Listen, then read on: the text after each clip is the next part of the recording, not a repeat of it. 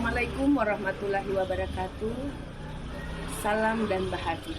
Pada kesempatan kali ini, saya Nini SPD mengajar di SMP Negeri 3 Banawa akan memaparkan tentang kurikulum merdeka sebagai bentuk aksi nyata saya.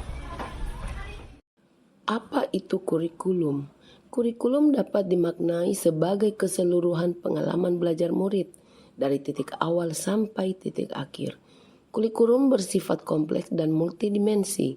Kurikulum juga diibaratkan jantungnya pendidikan.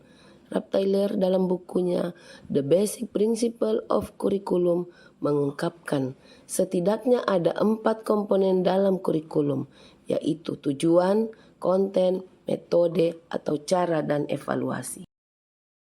Apa peran dan fungsi kurikulum? Peran kurikulum sebagai pedoman dan acuan dalam pembelajaran. Maka fungsi kurikulum bagi guru adalah untuk memandu dalam proses belajar murid.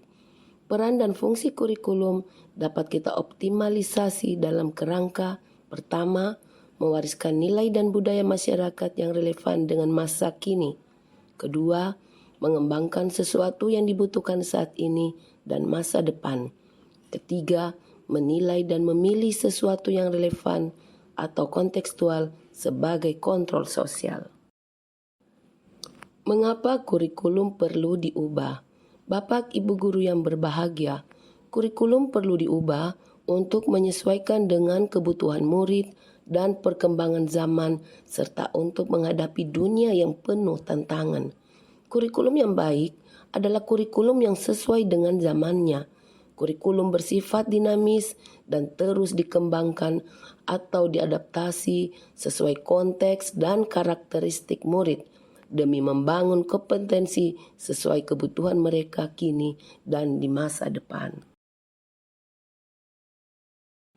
Sejatinya, kurikulum dirancang untuk murid agar dapat mewujudkan seluruh kompetensi yang diharapkan dari kurikulum. Semua pihak harus berkolaborasi. Kemerdekaan murid dalam belajarlah jantung dari pengembangan kurikulum.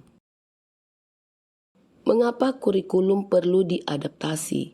Bapak Ibu yang berbahagia, perubahan yang terus terjadi di sekitar kita menyebabkan terjadinya perbedaan lingkungan dan ekosistem sekolah.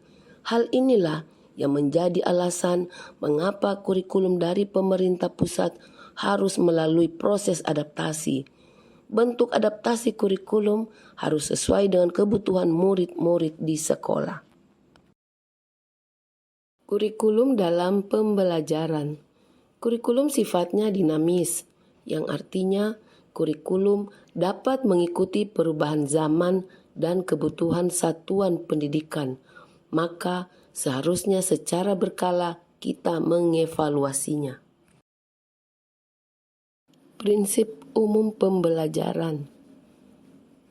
Pembelajaran merupakan implementasi kurikulum di kelas. Pembelajaran di kelas perlu menggunakan prinsip-prinsip yang dapat memfasilitasi beragam kebutuhan murid. Ada 5 prinsip pembelajaran dengan paradigma baru yang dapat diperankan oleh satuan pendidikan dan guru untuk mendukung proses pembelajaran yang berkualitas. Pertama, mempertimbangkan kebutuhan capaian belajar murid. Pembelajaran dirancang dan dilaksanakan dengan mempertimbangkan capaian setiap murid, yaitu kebutuhan belajar murid. Guru dapat melakukan evaluasi sebelum proses pembelajaran dengan cara asesmen diagnostik.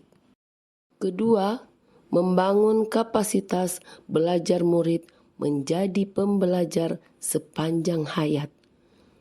Murid mempunyai fisik, mental, dan pikiran yang akan terus tumbuh dan berkembang. Ketiga, mendukung perkembangan kognitif dan karakter murid. Keseimbangan kognitif dan sosial emosional menjadi penting bagi murid untuk menumbuhkan budi pekerti, maka diperlukan perencanaan dan pelaksanaan pembelajaran yang mempertimbangkan perkembangan karakter dan kompetensi murid. Keempat, menyesuaikan konteks kehidupan murid. Murid tumbuh dan berkembang berdasarkan konteks kebudayaan di sekitarnya. Oleh karenanya, perencanaan dan pelaksanaan pembelajaran harus sesuai dengan konteks kebudayaan dan kehidupan di mana murid berada, dan ini selaras dengan fungsi satuan pendidikan yang salah satunya adalah untuk memelihara warisan budaya yang hidup di masyarakat. Sebagai contoh, guru membantu murid mengenal konteks diri dan lingkungannya. Murid berpartisipasi dalam kegiatan adat atau budaya sebagai proses belajar di sekitarnya. Kelima, mengarah pada masa depan yang berkelanjutan. Murid merupakan generasi penerus masa depan yang akan menjaga dan mengisi keberlanjutan kehidupan. Isu-isu dan tantangan seperti perubahan iklim, kerusakan lingkungan, pelanggaran HAM, dan lain-lain dapat menjadi konten materi yang mendorong murid memiliki beberapa kompetensi untuk turut berkontribusi menghadapi isu dan tantangan tersebut. Capaian pembelajaran dalam kurikulum. Dalam struktur kurikulum Merdeka, capaian pembelajaran atau CP menjadi acuan yang kita pakai untuk pembelajaran intrakurikuler. Kompetensi-kompetensi pada capaian pembelajaran diturunkan menjadi tujuan pembelajaran yang tersusun sebagai sebuah alur untuk satu fase, disebut sebagai alur tujuan pembelajaran atau ATP.